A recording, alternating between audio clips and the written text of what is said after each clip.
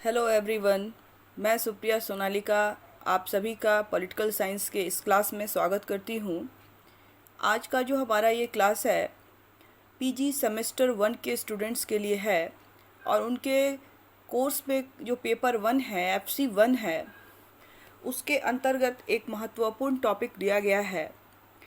भारतीय शासन अधिनियम 1935 और संविधान सभा और प्रस्तावना, ये तीन टॉपिक सब टॉपिक इसके अंतर्गत दिया गया है। इसमें हम लोग जो है आज जो गवर्नमेंट ऑफ इंडिया एक्ट 1935 है, भारतीय शासन अधिनियम 1935, इसकी चर्चा हम लोग आज के क्लास में करेंगे। हमने अपने लास्ट क्लासेस में प्रस्तावना और संविधान सभा के बारे में भी बताया है। क्योंकि ये उस दोनों से पहले की प्रोसेस थी, 1935 का जो अधिनियम था, तो आज की क्लास में हम जानेंगे कि इस अधिनियम का संवैधानिक विकास जो है वो किस तरह से हुआ, ये अधिनियम कैसे और क्यों किन सिचुएशंस में आया और इसमें मुख्य विशेषताएं क्या थी। और जैसा कि हम सभी जानते हैं कि जो भारत का संविधान आजकल वर्तमान संविधान है, लगभग उसके जो 75% जो स्रोत हैं, सोर्सेस हैं, इसी अधिनियम से लिए गए हैं और बनाए गए हैं। और तो ये सारी बातें जितनी भी हैं, इन सब की चर्चा हम आज के क्लास में करेंगे। तो स्टार्ट करते हैं 1935 गवर्नमेंट ऑफ इंडिया एक्ट 1935 के बारे में कि ये क्या था। तो जो भारत शासन अधिनियम 1935 है को भारत के संवैधानिक विकास का अंतिम चरण माना जाता है।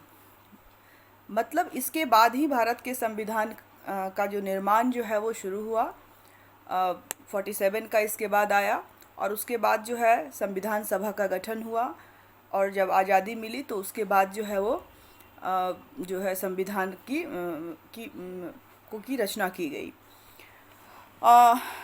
ये जो अधिनियम है, जो भारतीय शासन अधिनियम है, तो भारतीय संविधान निर्माण में इस अधिनियम का महत्वपूर्ण जो है वो भूमिका रही है।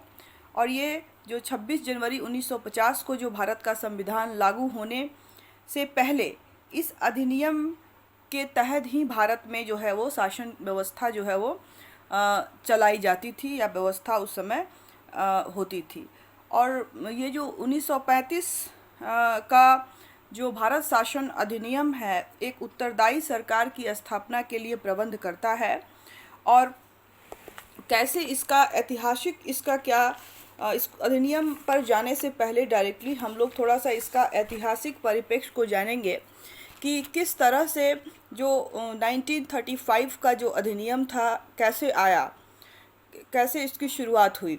तो देखिए, जो इस भारत में जो है स्वतंत्रता के लिए, आज़ादी के लिए जो है वो मांगें जो है बहुत ज़ोर से उठ रही थी। और साइमन कमीशन की जो नियुक्ति है के समय 1927 में भारत में संवैधानिक जो राजनीतिक क्षेत्र में का जो घटना चक्र चल रहा था, उसी का परिणाम था 1935 का जो संविधान था या अधिनियम कहें तो वो बना था। और राजनीतिक जो क्षेत्र में घटना का विकास का मुख्य विशेषता क्या थी कि क्रांतिकारी आंदोलन, कृषक मजदूर संघर्षों तथा कांग्रेस ने सविनय अवज्ञा आंदोलन के द्वारा साम्राज्यवाद पर बढ़ता हुआ उसका राजनीतिक दबाव, संवैधानिक घटना विकास का साइमन आयोग जो था, कमीशन जो था, और तृतीय गोलमेज सम्मेलन जो था, थर्ड राउंड टेबल जो कॉन्फ्रेंस था, और उसके बाद संसदीय समिति की रिपोर्ट थी। और इन सब के रास्ते होता हुआ जो है वो वह एक समाधान तलाशा जा रहा था कि किस तरह से साम्राज्यवादी हितों को सुरक्षित रखते हुए और राजनीतिक दबाव को कम किया जा सके।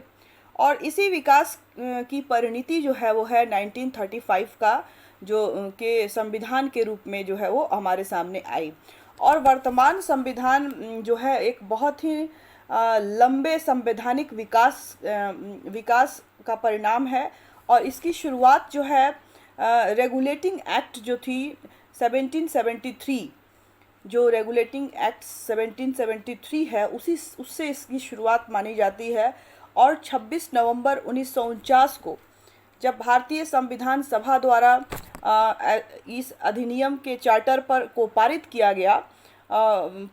गया, उस समय तक इसका विकास का जो है वो क्रम रहा है और काफ़ी लंबा इसका सफ़र रहा है। और इसी सफ़र की एक कड़ी जो है वो आपका 1935 का जो है भारतीय शासन अधिनियम भी रहा है।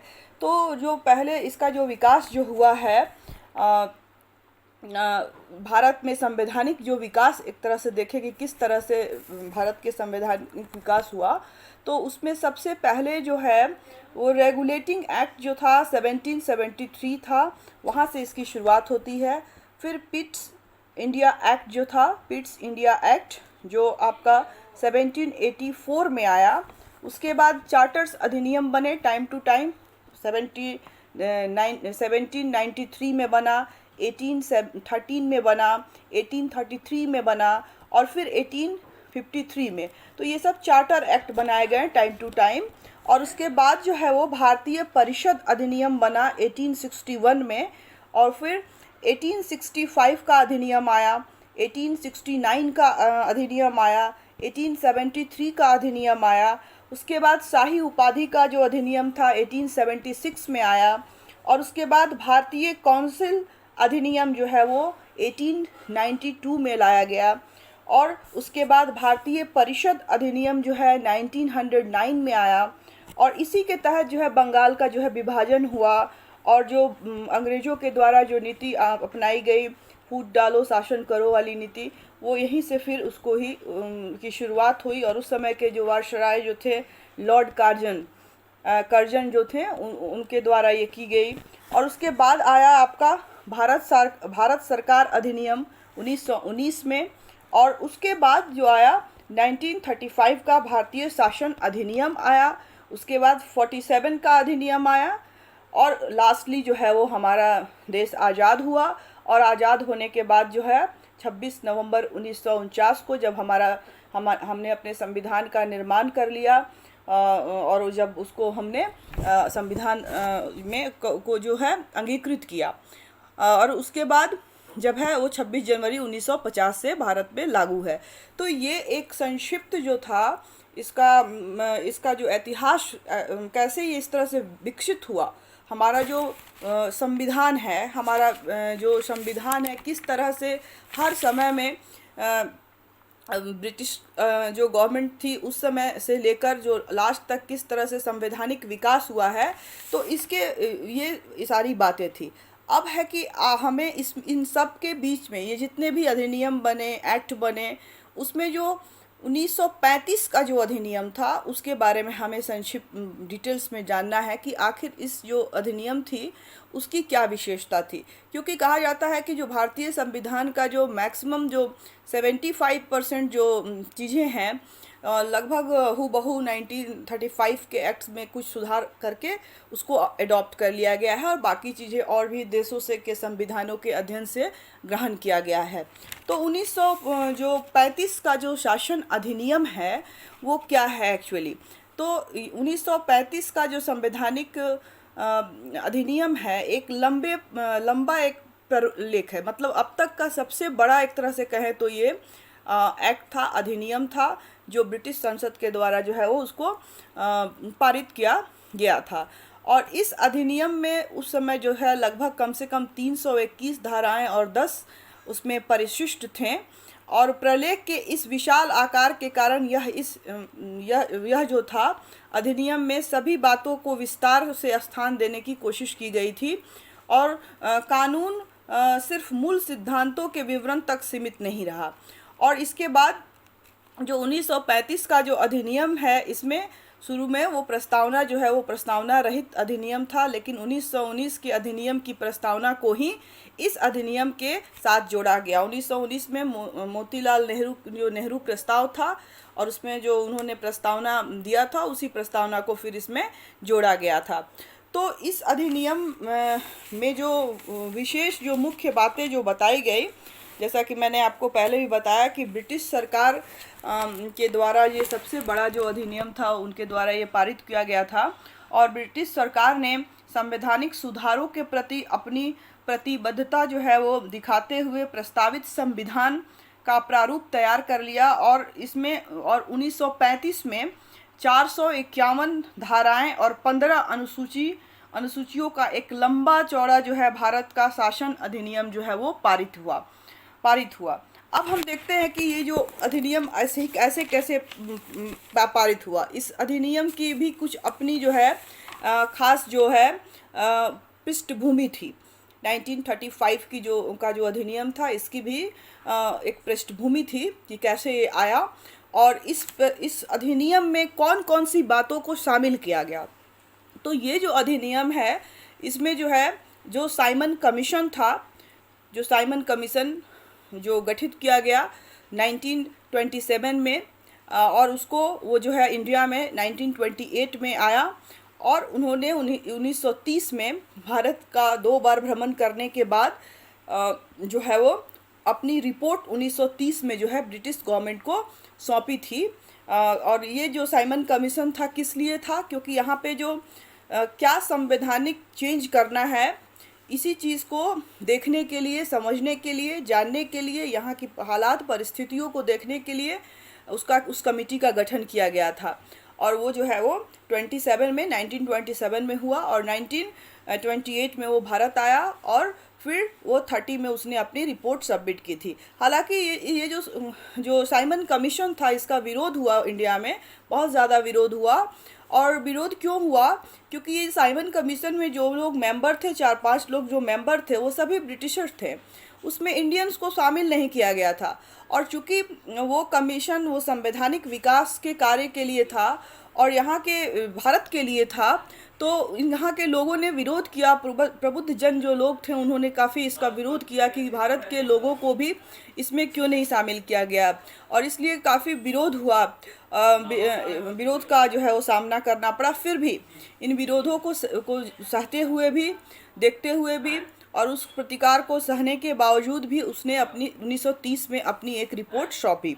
अब है कि ये रिपोर्ट था, इसमें शामिल ये जो अधिनियम था, भारत शासन अधिनियम 1935 का भारतीय शासन अधिनियम जो था, इसमें कौन कौन सी चीज़ें जो थी वो शामिल थी। आखिर ये जो इतना लंबा चौड़ा जो प्रलेख था, ये एक्ट बनाया गया था, इसमें क्या क्या चीज़ें थीं।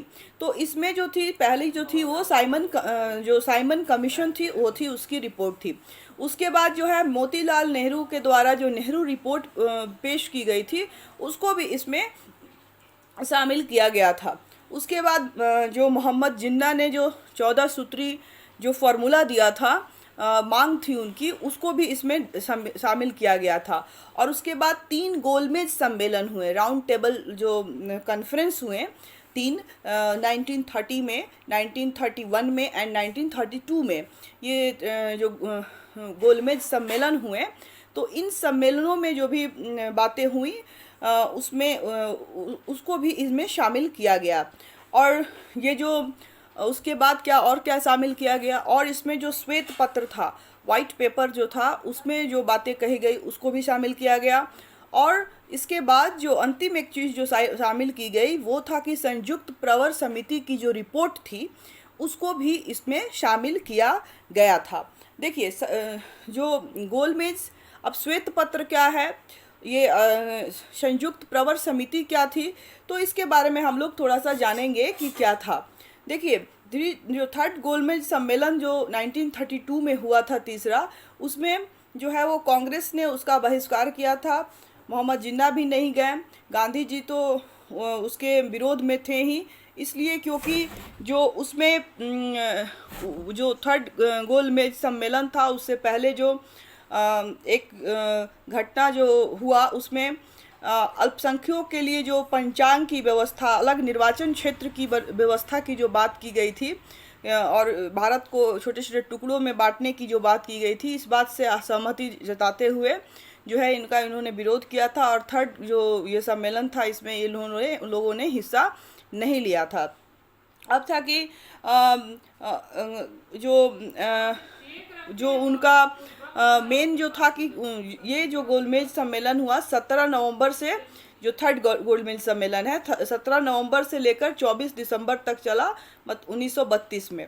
और इसी के बाद क्या हुआ कि इसमें, कि मैंने पहले भी बताया कि इसमें गांधी जी ने जो गांधी जी को काफ़ी हाथ इससे पहुंचा, जो उसमें अलग अलग निर्वाचन क्षेत्र और जो कॉम्युनल पंचांग बनाने की जो व्यवस्था की गई थी, इससे गांधी जी काफ़ी आघात उनको पहुंचा था, इसलिए उन्होंने हिस्सा नहीं लिया। जवाहरलाल नेहरू ने भी नहीं लिया, और जो मोहम्मद जिन्ना थे उन्होंने भी इस गोलमेज सम्मेलन में हिस्सा नहीं लिया। और उसके बाद इसी 32 के बाद एक बहुत ही कुछ महीनों बाद एक बहुत ही महत्वपूर्ण घटना हुई। वो घटना थी अप्रैल 1933 की। तो 1933 का क्या हुआ कि इंग्लैंड की सरकार ने एक श्वेत पत्र को जो है वो पेश किया, पारित किया श्वेत पत्र को। अब है कि ये श्वेत पत्र क्या था। तो श्वेत पत्र जो था प्रस्तुत किया गया, और इसमें भारत के लिए जो संवैधानिक विकास की बात की गई, भारत के लिए जो संवैधानिक विकास की बात की गई, और भारत के लिए नए तरह के संवैधानिक उपबंधों की भी जो बात है इसमें, इसके तहत जो है वो की गई थी, व्यवस्था की गई थी। और जो इंग्लैंड में जो एक पार्टी थी, ऐसा कहा जाता है इंग्लैंड में एक पार्टी थी जो लेबर पार्टी, जिसका नाम था, कई किताबों में लिखा गया है कि थर्ड गोलमेज सम्मेलन में इस पार्टी ने हिस्सा लिया। कुछ मेरी बुक्स में ऐसा देखने को मिलता है, पढ़ने को मिलता है कि उसमें उसने हिस्सा नहीं लिया। तो तृतीय गोलमेज सम्मेलन जो में कोई भी ऐसे व्यक्ति को शामिल नहीं किया गया जो ब्रिटिश जो शासन थे उसके विरोधी थे या विरोध में थे, मतलब और इसमें मात्र जो है 46 लोग, मतलब सबसे कम लोग शामिल हुए थे थर्ड गोलमेज सम्मेलन के लिए। और ये गोलमेज सम्मेलन क्यों बुलाया गया था? ये गोलमेज सम्मेलन को बुलाने का था कि जो भी साइमन कमीशन की रिपोर्ट थी, जो साइमन कमीशन ने रिपोर्ट सौंपी थी, उस रिपोर्ट पर चर्चा करने के लिए ये गोलमेज सम्मेलन का आयोजन किया गया था। अब है कि जो ब्रिटिश गवर्नमेंट ने इसे जो है पास किया, और जो इंग्लैंड की जो संसद है, जैसे कि यहाँ पे है lower house, upper house, Lok Sabha और राज्यसभा, उसी तरह वहाँ भी है House of Commons and House of Lords. तो इन दोनों को मिलाकर एक जो है प्रवर समिति, संयुक्त प्रवर समिति बनाई गई, और इस समिति की अध्यक्षता जो है उस समय लॉर्ड लिन लिथगो ने उस समय कर रहे थे इसकी अध्यक्षता। और इनका कार्य क्या दिया गया था कि जो श्वेत पत्र, इनका कार्य था कि श्वेत पत्र को प्रस्तुत करना। जो श्वेत पत्र जो था वो क्या चाह रही थी गवर्नमेंट, मतलब क्यों इस संयुक्त जो ये समिति क्यों बनाई गई थी। तो ये समिति जो बनाई गई थी, वो जो श्वेत पत्र था, जो वाइट पेपर जो था, उसको प्रस्तुत किया गया था इसके माध्यम से। और वाइट पेपर में क्या कहा गया था, तो वाइट पेपर कहाँ से आखिर आया? तो वाइट पेपर जो है वो 3 जो राउंड टेबल कॉन्फ्रेंसेस हुए, तो उसमें, और साइमन कमीशन की रिपोर्ट की व्याख्या के लिए जो 3 राउंड कॉन्फ्रेंस हुए, और उसमें जो बातें कही गई, साइमन कमीशन ने भारत में 2 बार भ्रमण किया, और उसके बाद उसने रिपोर्ट प्रस्तुत किया था और कहा था, और भारत में क्या क्या चेंजेस करना है, इस चेंजेस के बारे में उसने बताया था। तो भारत के लोगों को बुलाकर पूछना चाहिए, और तो भारत के लोग जो हैं उनको बुलाया गया, और उन्हीं को शामिल करने के लिए ये राउंड टेबल की जो व्यवस्था की गई थी। और इस तरह से 3 गोलमेज सम्मेलन हुए थे, और उन सभी बातों को, और जिस तीनों गोलमेज सम्मेलन में जो भी बातें थी, उन सबको एक श्वेत पत्र में के द्वारा रखा गया था। और इसको रखने का कार्य जो था वो समिति जो थी को दिया गया था, जो संयुक्त प्रवर समिति बनाई गई थी house of Lord and House of commerce के संयुक्त इसमें, और जो लॉर्ड लिथगो थे उनकी अध्यक्षता में। तो उनका ये काम था, मतलब जो वाइट पेपर में लिखे गए थे उपबंधों के मूल्यांकन करने के लिए संयुक्त प्रवर समिति जो है वो को बनाया गया था, और इसकी अध्यक्षता लॉर्ड लिथगो ने की थी। फिर जब समिति बन गई तो उसने अपनी रिपोर्ट बनाई, और इसको बनने में लगभग 1.5 साल का समय लग गया। 33 में वो बना था, अप्रैल 33 में। और ये फिर जो है वो लगभग 11 नवंबर 1934 को इसने, इस समिति ने, जो संयुक्त समिति थी, इसने अपनी जो मूल्यांकन करके इस अपनी रिपोर्ट जो है वो प्रस्तुत की। और इसी रिपोर्ट को आधार बनाकर, जो रिपोर्ट जो संयुक्त प्रवर समिति ने दी थी, उसको आधार बनाकर एक अधिनियम तैयार किया गया और ब्रिटिश संसद में एक अधिनियम पारित किया गया। और उसका नाम जो था वो था भारत शासन अधिनियम 1935। और भारत शासन अधिनियम जो है वो इस तरह से उसको बनाया गया। तो ये था कि इसका ऐतिहासिक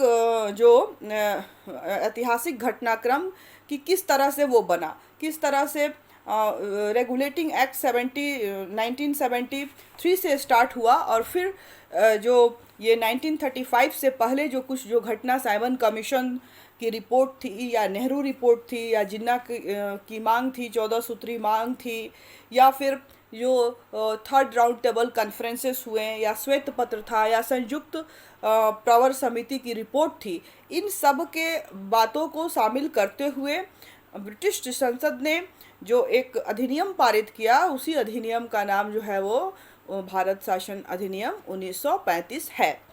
अब हम देखते हैं कि सभी रिपोर्टों को इसमें शामिल किया गया। और इसमें लगभग जो है, जैसा कि मैंने बताया कि इसमें 451 धाराएं और 15 परिशिष्ट वगैरह है। काफ़ी लंबा चौड़ा बृहद, और ब्रिटिश संसद का या इतिहास का सबसे बड़ा जो एक्ट था वो है। वैसे तो ये एक्ट जो 1935 में लाया गया, 37 में ये इम्प्लीमेंट हुआ और 39 में ख़त्म भी हो गया, लेकिन ये काफ़ी लंबा और बृहद था। और बाद में जो हमने अपने संविधान का निर्माण किया, बनाया, तो उसमें इस रिपोर्ट का और इस अधिनियम का जो है वो बहुत इम्पोर्टेंट रोल रहा था। अब हम जानेंगे कि जो प्रथम सम्मेलन जो हुआ था, गोलमेज सम्मेलन जो हुआ, इसकी मुख्य बातें क्या थी। जो भारतीय शासन अधिनियम था उसकी मुख्य बातें क्या थी, उसमें सबसे जो इम्पोर्टेंट जो चीज़ कही गई थी वो कौन सी बात कही गई थी। तो देखिए, जो फर्स्ट गोलमेज सम्मेलन हुआ था तो उसमें क्या हुआ था कि जो भारत के राजवाड़े लोग भी थे, सभी को उसमें इनवाइट किया गया था और वो लोग वहाँ गए थे। और उन्होंने एक अखिल भारतीय संघ की स्थापना करने की बात कही थी। फर्स्ट गोलमेज सम्मेलन में एक जो है फेडरेशन की स्थापना करने की बात जो है वो उसमें की गई थी। अखिल भारतीय संघ की स्थापना की बात की गई थी। और इसमें क्या है, इसमें मतलब इस अखिल भारतीय जो संघ है, इसमें क्या हो सकता है, क्या है। तो जो अखिल भारतीय संघ जो है, इसमें दो तरह के राज्य थे। एक तो एक ब्रिटिश भारत के राज्य, और दूसरा था जो देशी नरेशों के राज्य, मतलब देसी नरेशों के राज्य या राजवाड़े लोग जो थे, जो यहाँ के उस समय के राजा महाराजा थे उस समय। ब्रिटिश भारत का क्या मतलब, चूँकि देखिए ब्रिटिश भारत का मतलब है कि भारत उस समय अस्तित्व में नहीं था, वह ब्रिटेन का उपनिवेश था। तो इसलिए जो था वह उस समय तक भारत नहीं बना हुआ था, इसलिए वो ब्रिटिश भारत के प्रांत। और दूसरा जो था, जो देशी नरेश राजा राजवाड़े जो यहाँ थे, उनके राज्यों को शामिल करके एक अखिल भारतीय संघ को बनाने की जो है बात जो है उसमें कही गई थी। और दूसरा जो इसका इम्पोर्टेंट जो बात इसमें कही गई है, चूँकि यह जो अधिनियम है इतना बड़ा है, इतना बृहद है कि सब चीज़ों को तो हम लोग डिस्कस नहीं कर सकते, लेकिन जो उसकी सबसे इम्पॉर्टेंट बात थी, जो सबसे ज़्यादा जो इम्पॉर्टेंट थी और जिसको हमने अभी अपने कॉन्स्टिट्यूशन में अडॉप्ट भी किया था, हम लोग उन सब बातों की चर्चा, कुछ मुख्य जो प्रावधान किए गए थे उसमें, उसकी हम लोग चर्चा कर रहे थे। और उन प्रावधानों में सबसे पहला जो था कि जो अखिल भारतीय संघ की स्थापना करने की बात की गई। और इसमें किस तरह के दो तरह के राज्य थे वो मैंने आपको बताया कि एक ब्रिटिश भारत के राज्य और दूसरे जो है देशी नरेशों के राज्य जो थे, या जो रियासतें थीं उनसे संबंधित जो राज्य थे, उन सबको मिलाकर वो बनता। दूसरा चीज़ था कि जो दूसरी बात की गई कि केंद्र में जो है वो द्वैत शासन को लाया गया था। देखिए, हम जानते हैं कि 19 में जो एक्ट आया था, उसके तहत क्या किया गया था, प्रांतों में द्वैत शासन लगाया गया था, प्रांतों में, स्टेट्स में लगाया गया था। लेकिन इस अधिनियम के द्वारा क्या किया गया कि प्रांतों से द्वैत शासन को हटाकर उसको केंद्र में शिफ्ट कर दिया गया था। मतलब केंद्र में द्वैत शासन को लागू कर दिया गया था, शिफ्ट कर दिया गया था सेंटर में। तो इस तरह से ये दूसरी इसमें की महत्वपूर्ण बातें थी। तीसरी जो महत्वपूर्ण बात जो थी कि जो प्रांत जो था, प्रांत से जब द्वैत शासन हटाया गया तो कुछ ना कुछ उसको देना था, तो उसको क्या कर दिया गया, ऑटोनॉमस कर दिया गया। उसमें उसका अपना अपना जो है वो शासन था, अपना वो नियम कानून जो है वो बना सकती थी, वो स्वतंत्र थी। मतलब ऑटोनॉमस उसको अधिकार जो है वो दे दिए गए उनको, प्रांतों को। तीसरी जो महत्वपूर्ण जो विषय जो बात की गई कि इसमें जो है कि शक्तियों का डिवीज़न किया गया सेंटर एंड स्टेट के बीच में। जो जो ब्रिटिश के भारत के जो स्टेट थे वो, और जो भी जो देशी रियासतों के जो क्षेत्र या राज्य थे, उनके बीच में शक्तियों को बांटा गया था। और ये कैसे बांटा गया था, तो इसको बांटने के लिए जो है वो 3 सूचियाँ बनाई गई थी, लिस्ट बनाए गए थे, सूची, सब्जेक्ट लिस्ट बनाए गए थे। जिसमें पहली जो सूची थी, जिसको फेडरल लिस्ट या संघीय विषय से संबंधित बोल सकते हैं। दूसरा जो था प्रांतीय विषय से संबंधित था, और तीसरा जो था वो समवर्ती विषय से संबंधित था। तो फर्स्ट जो था, जैसे कि अभी हम लोग देखते हैं, अभी भी हमारे इंडिया में 3 तरह के लिस्ट है, एक केंद्र के लिए, दूसरा राज्य के लिए, और तीसरा समवर्ती कंकरेंट लिस्ट। मतलब उसमें सेंटर या स्टेट दोनों जो है वो कानून बना सकती है। तो उसी तरह से उस समय भी ये प्रोविजंस किए गए थे, अलग अलग अधिकार जो हैं सेंटर और स्टेट को दिए गए थे। और लेकिन जो अगर किसी भी कारण से कोई भी अगर प्रॉब्लम या कोई भी जो मतभेद उत्पन्न होता था इन दोनों के बीच, सेंटर और स्टेट के बीच, तो ऐसे विषय जो थे उनको जो है वो या तीनों सब जो विषय दिए गए थे, केंद्र सूची, फेडरल लिस्ट और state list and concurrent list, तो इन तीनों के अलावा भी अगर कोई विषय थे जिस पर ज़रूरत थी कानून बनाने की, तो उस पर जो है वो केंद्र को कानून बनाने का अधिकार दिया गया था। और इस तरह से केंद्र को काफ़ी मजबूत बनाया गया था, सेंटर को जो है वो गवर्नमेंट को जो है वो काफ़ी मजबूत बनाया गया था। तो ये चीज़ें थी। और इसमें विधायी शक्ति का वितरण जो है केंद्र और प्रांत के मध्य 3 सूचियों में किया गया था, केंद्रीय सूची, प्रांतीय सूची और समवर्ती सूची, जैसा कि मैंने आपको बताया। और अवशिष्ट जो शक्तियाँ थी, जो अवशिष्ट शक्तियाँ थी, उस पर गवर्नर जनरल जो थे वो उनको पावर दिया गया था कि वो ऐसे विषयों पर जो है वो कानून बना सकते हैं। और उसके बाद जो परिसंघीय क्षेत्र जो था, क्षेत्रों के संबंध में भी कानून बनाने का जो व्यापक अधिकार जो है वो अधिकार शक्ति जो है वो केंद्र को दे दी गई थी। और जो केंद्रीय सूची में जो विषय थे, जैसे कि विदेश से संबंधित कार्य, मुद्रा, नौसेना, थल सेना और वायुसेना, इन सब, या जनगणना, इन सब के विषय जो है उसमें शामिल किए गए थे। और प्रांतीय क्षेत्र के संबंध में कानून बनाने की अनन्य शक्तियां जो है वो प्रांतों को दे दी गई थी। और पुलिस, प्रांतीय लोक सेवा और शिक्षा प्रांतीय सूची में के विषय में शामिल थे। और जिस तरह से अभी लोक सेवा है, 3 तरह की सेवाएं हैं, राज्यिक सेवाएं हैं, लोक सेवाएं हैं, और जो है एक कंबाइंड सेवाएं आती हैं, तो अभी भी है उस तरह की, उस समय भी उस तरह की व्यवस्था जो है वो की गई थी। और लोक सेवा और शिक्षा संबंधी जो है वो प्रांतीय प्रांतीय जो लिस्ट थे उसके कुछ विषय स्पेशल लिस्ट थे, दिए गए थे। और इस तरह से जो है वो इनके सब्जेक्ट्स को, इनके विषय को, इनकी शक्तियों को अलग अलग केंद्र में, राज्य में बांटा गया था और एक कंकरेंट लिस्ट बनाया गया था। और जो इसके बाद जो इम्पोर्टेंट इसमें बात थी वो क्या थी, तो इसकी जो एक और महत्वपूर्ण जो विशेषता थी 1935 के भारत शासन अधिनियम की, तो उसमें क्या था कि एक संघीय न्यायालय की, फेडरल कोर्ट बनाने की भी बात कही गई थी। और ये फेडरल कोर्ट कहाँ था उस समय? दिल्ली में था। और आज भी आज का जो सर्वोच्च न्यायालय है, इसी फेडरल कोर्ट का ही वो फेडरल कोर्ट ही है जो अभी परिवर्तित होकर भारत का सर्वोच्च न्यायालय कहलाता है। तो ये कोर्ट जो है, सर्वोच्च न्यायालय या फेडरल कोर्ट की जो बात जो है वो 1935 के एक्ट के द्वारा ही इंडिया में बनाने की बात हुई थी और बनी थी। उसके बाद एक और महत्वपूर्ण जो बात की गई थी वो थी कि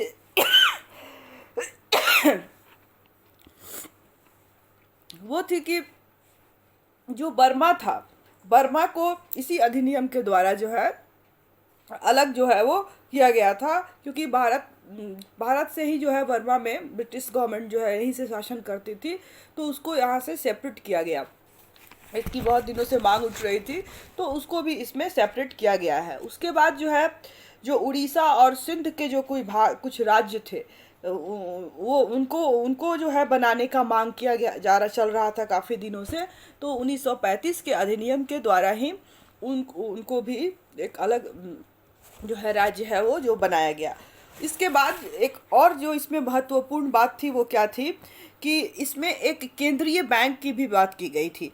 केंद्रीय बैंक जो है उसकी भी बात की गई थी, और इस केंद्रीय बैंक के अंतर्गत जो था आरबीआई की स्थापना की गई, क्योंकि जो केंद्रीय जो वित्त नियंत्रण था, भारत में वित्त को नियंत्रित करने के लिए एक रिजर्व बैंक ऑफ इंडिया को स्थापित करने की बात भी 1935 के जो एक्ट है, भारत शासन अधिनियम, उसके अंतर्गत ही की गई थी। इसके बाद एक और इसमें महत्वपूर्ण जो बात की गई थी कि अल्पसंख्यकों के लिए जो है वो निर्वाचन का जो प्रतिशत है जो बहुत पहले कम था। पहले जो था वो खास कुछ लोगों को, जो यहाँ के शिक्षित कुछ लोग थे, उनको ही जो है वोटिंग राइट था। तो वो वोटिंग राइट का जो है मतदान का जो अधिकार था उसका विस्तार किया गया। प्रांतों में कुल आबादी का लगभग 11% जो है वो बढ़ा दिया गया, जो पहले 2% होता था। और इसके अंतर्गत पहले जो अल्पसंख्यकों को सिर्फ दिया जाता था, मुस्लिम, सिख, ईसाई, इन लोगों को दिया जाता था। तो इसके तहत जो है जो मज़दूर थे, जो वर्कर्स थे, मज़दूर थे, महिलाएं थीं और जो दलित थे, उनको भी जो है वोटिंग राइट जो है इसके द्वारा देने की बात की गई। और लगभग उसका जो आबादी का 11% जो है वो मतदान पूरे इंडिया का उसमें शामिल किया गया, जो पहले जो मात्र सिर्फ 1 या 2% हुआ करता था। और 6 प्रांतों, बंगाल जो प्रांत थे उस समय, बंगाल, बिहार, बम्बई, मद्रास और संयुक्त प्रांत तथा असम के 2 सदन वाली विधायिका का भी गठन का जो है वो प्रोविज़न जो है इसमें किया गया था। और जो इसकी महत्वपूर्ण जो कुछ बातें थी उसमें क्या था कि जैसा कि मैंने पहले भी बताया कि 1935 के शासन अधिनियम से प्रांतों के द्वैत शासन को समाप्त करके उसे पूर्ण स्वायत्ता, ऑटोनमस बना दिया गया था, और प्रांतों में स्वायत्ता को दी गई थी।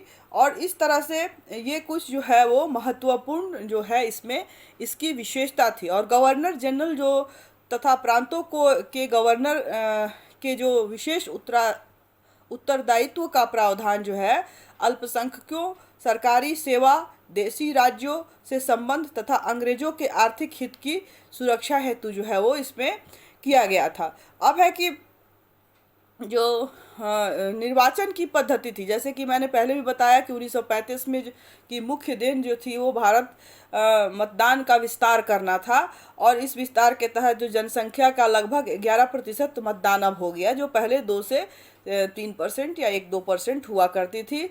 और इसमें आरक्षण तथा सांप्रदायिक चुनाव की पद्धति को प्रमोट किया गया, बनाया गया। और उसके बाद संघीय न्यायालय मैंने बता ही दिया, संरक्षण तथा आरक्षण ये भी जो है इसके तहत दिया गया। तो ये कुछ जो है वो महत्वपूर्ण जो है वो इसकी बातें थी। जो भारतीय शासन अधिनियम 1935 है, इसकी कुछ विशेष बातें थी जिसकी चर्चा हमने की है। आई होप आपको समझ में आया हो। अगर कोई कन्फ्यूजन हो तो आप जो है दोबारा से कमेंट सेक्शन में जाके आप अपने क्वेश्चन को छोड़ सकते हैं। और इस तरह से देखिए, जो हम अगर अब हम इस टॉपिक को कंक्लूड कर रहे हैं तो इसमें है कि जो संवैधानिक भारत का संवैधानिक जो हमारे कोर्स में हमें पढ़ना है, भारत का संवैधानिक विकास जो है के अंतर्गत 1935 का एक्ट, संविधान सभा का गठन और प्रस्तावना, ये हमारे कोर्स में है। तो हमने प्रस्तावना और संविधान सभा पढ़ लिया था। तो भारतीय शासन अधिनियम क्या था, इसके बारे में मैंने आपको अभी शॉर्ट में समझाया कि किस तरह से ऐतिहासिक विकास के तहत से या 73 था रेगुलेटिंग एक्ट से शुरू होता है, और फिर जो है वो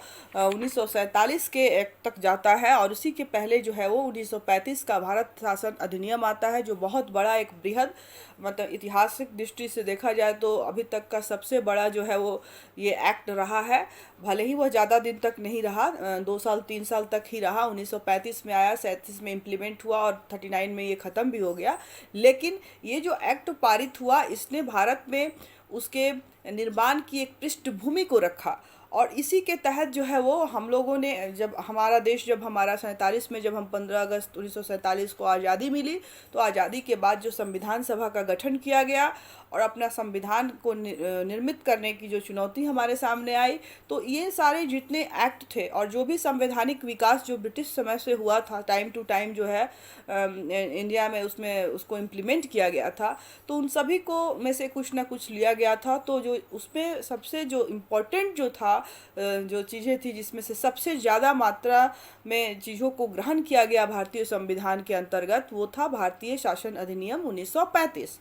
और इसलिए, और इसकी जो खास विशेषताएं थी मैंने आपको बताया ही कि इसमें किस तरह से अखिल भारतीय संघ की स्थापना करने की बात की गई, द्वैत शासन जो पहले राज्यों में, प्रांतों में होता था, उसको हटा के केंद्र में शिफ्ट किया गया, केंद्र को मजबूत किया गया, शक्तियों का विभाजन किया गया केंद्र और केंद्रीय सरकार और संघ राज्य के बीच में, और उसके बाद से संघीय न्यायालय, फेडरल कोर्ट बनाया गया, और उसके बाद वित्त के प्रबंधन के लिए जो है आरबीआई का गठन किया गया, और वर्मा जो स्टेट था उसको सेपरेट किया गया। कुछ स्टेट की मांग हो रही थी, उड़ीसा और सिंध वगैरह, उसकी की गई, और जो अलग से निर्वाचन, जो अल्पसंख्यक के लिए जो निर्वाचन की जो व्यवस्था थी उसमें बढ़ोतरी की गई। जो पहले बहुत ही कम थी, 2% थी, उसको बढ़ा के 11% जो है वो वोटिंग को, राइट को, निर्वाचन को, इसमें इसका क्षेत्र जो है विकसित किया गया। तो ये ओवरऑल जो इसकी खास बातें थी वो मैंने आपके साथ डिस्कस की है। आई होप आपको समझ में आया हो। आज का क्लास जो है हमारा यही समाप्त होता है। बहुत जल्द नए टॉपिक के साथ हम फिर मिलेंगे। तब तक के लिए घर में रहें, सुरक्षित रहें, पढ़ते रहें। Thank you all of you.